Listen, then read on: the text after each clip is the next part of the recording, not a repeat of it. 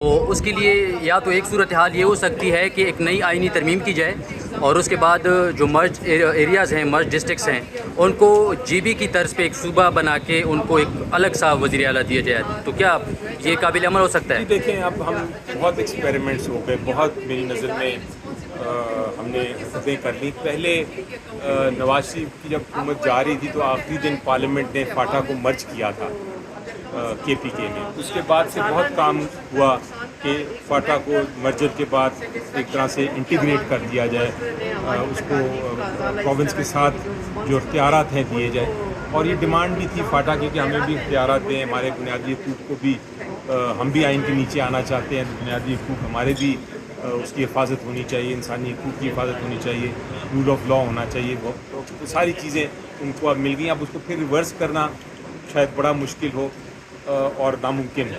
اسی طرح نیا پروونس بنانا، اس کے لیے آپ کو پھر پروونس کو اگر بنانا ہے نیا تو اس کے لیے آپ کو ایڈمنسٹریٹو ایکسپینسز چاہیے. پھر آپ کا اتنا پیسہ آپ جنریٹ کرنا چاہیے آپ کو کہ آپ ایک صوبہ چلا سکیں گے. اس کا چیف منسٹر بھی ہوگا، اس صوبے کا پھر چیف جسٹس بھی ہوگا، اس کے ہائی کورٹس بھی ہوں گے، اس کے لوور کورٹس بھی ہوں گے، اس کا سارا انتظامیہ بھی ہوگا.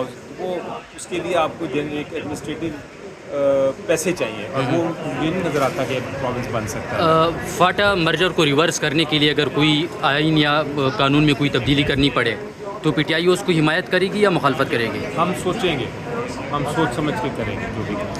اور خان صاحب نے پرسوں ٹویٹ کی تھی کہ اگر مجھے کچھ ہوتا ہے تو اس کا حساب جو ہے وہ آرمی چیف عاصم منیر سے لیا جائے.